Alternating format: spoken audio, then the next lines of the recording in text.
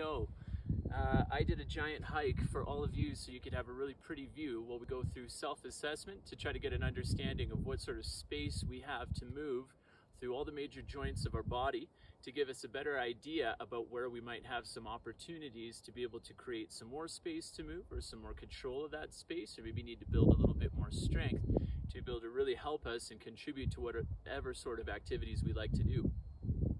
When we're going through this assessment, what we really want to be mindful of is trying to really compare right and left sides through all of these movements.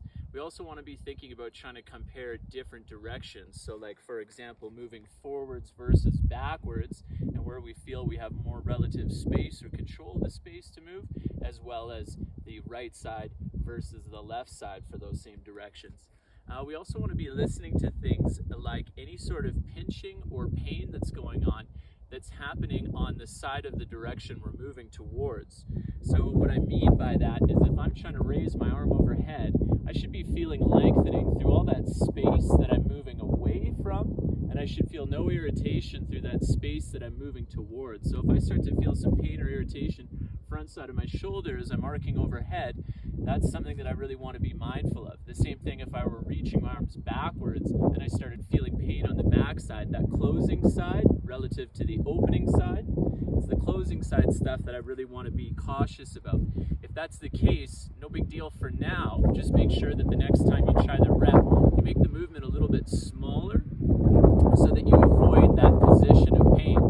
Further to that though, you're going to want to book yourself in to get assessed by whoever your trusted therapist is, so you can try to have an understanding about why that might be going on. Usually we've got some sort of mechanical problem that's going on there, maybe a neurological tension.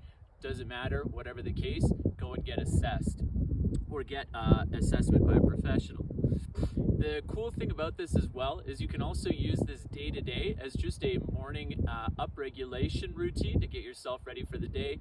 In the evening as a way to down-regulate. It'll help maintain whatever your current health of all your joints is. So the same as you brush or floss, this is like doing that for all the joints of your body in a movement format. And this is also a great way to warm up for any sort of a physical activity. I did this routine before I took the hike up here. If you're doing an upper body day, you can focus on the upper body stuff. Lower body day, focus on the lower body stuff. Good before you do yoga, any sort of stretching, before you go out for a bike ride or run, whatever the case, is a great routine for that.